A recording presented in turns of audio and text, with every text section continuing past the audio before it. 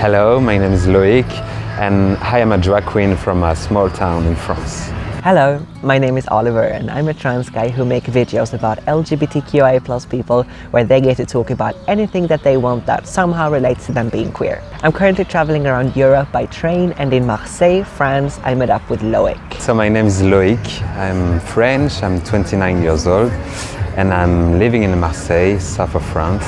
And I was born in a small city between Lyon and Geneva called Saint-Marcelin. And I'm an actor, a classical singer and a drag queen.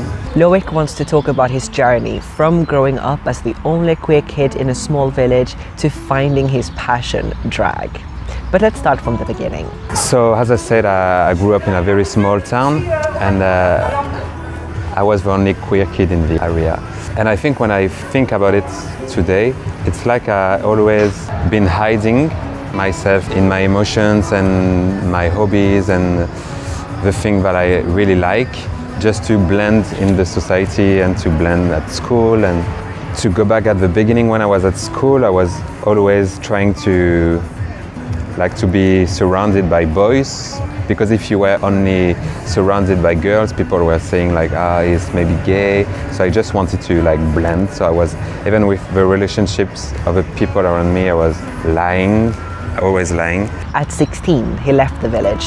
I think up to my 16th birthday, I was still in countryside, and then I moved to Grenoble, which is a bigger city. But I think the fact that I was hiding myself my whole life, when I arrived in Grenoble, I was already kind of damaged and false made. I don't know if I could say that. So then I went to university. I've been studying languages, English and Russian, because I wanted to be a translator. I don't know why I wanted to be a translator. Probably because I wanted to have a regular job. And so I've been studying in Grenoble and also in Russia.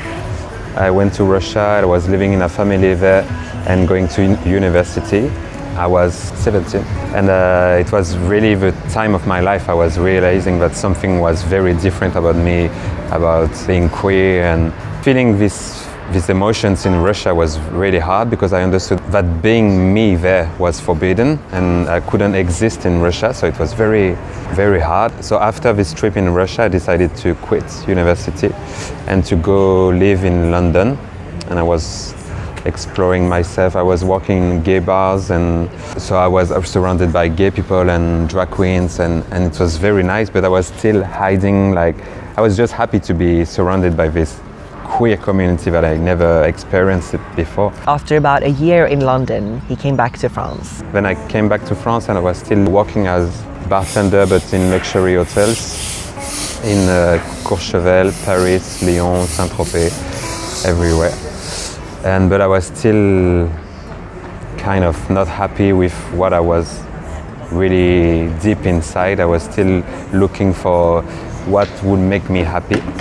So at this time I was living in Paris, so we are in 2020 and COVID happened, obviously. At this time I was working at a 5-star hotel in Paris, and I decided to move to my parents to stay in quarantine there in countryside. I remember be sitting on my bed and thinking, you're not happy with what you are doing, you don't like to work in hospitality, what do you want to do deep inside you, what do you like?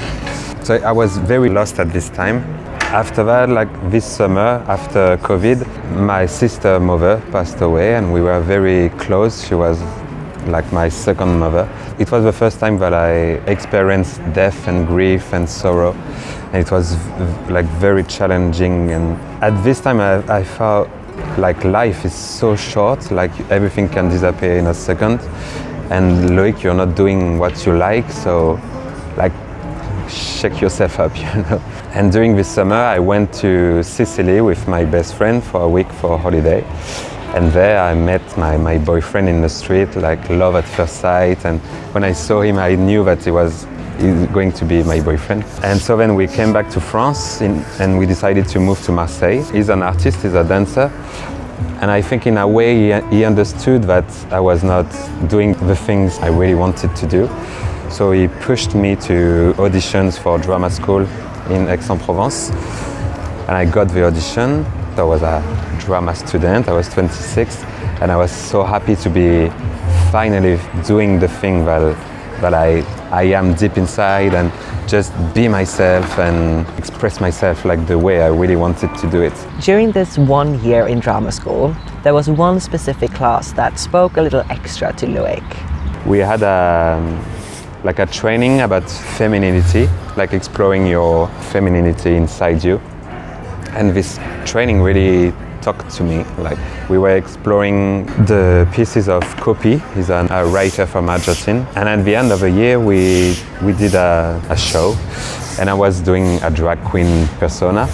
And it was the first time that I was doing it on stage, because I always been doing things in my bathroom, like putting on makeup and girl clothes, but just in my bathroom.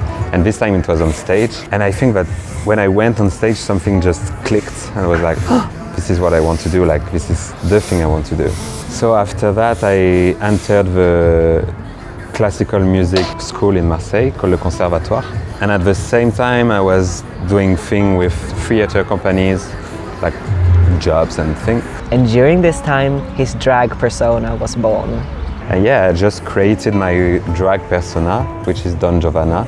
She's a pop star, but at the same time she's a diva. She likes to sing opera. She's a bass baritone. Doing drag is the thing I've been looking for my whole life. Like, when I was asking myself, what do you want to do?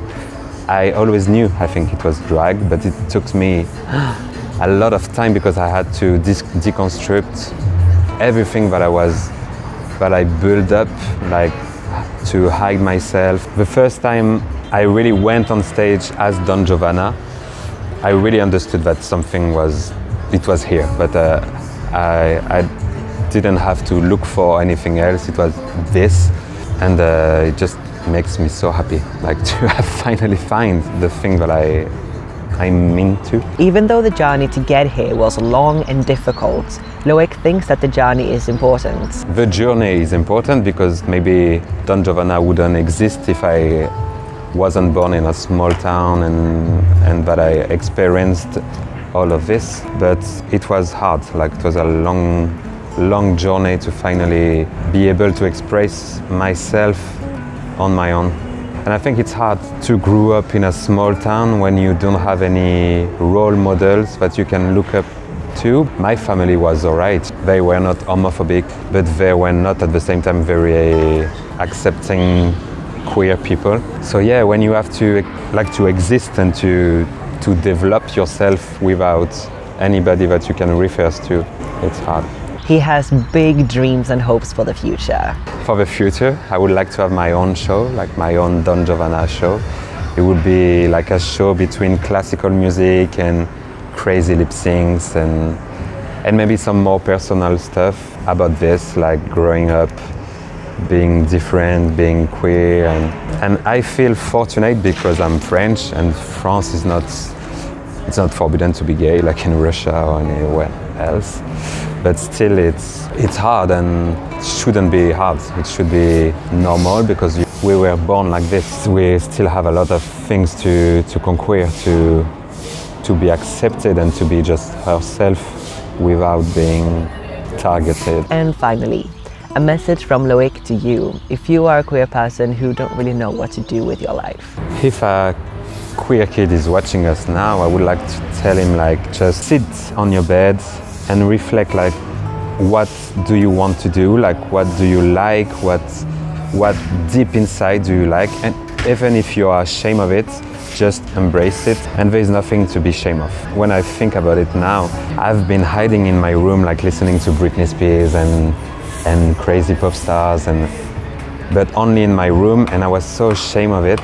And I'm sure if I would have just embraced it a bit more and just be proud of it, it would have been easier. Like, there's nothing to be ashamed of.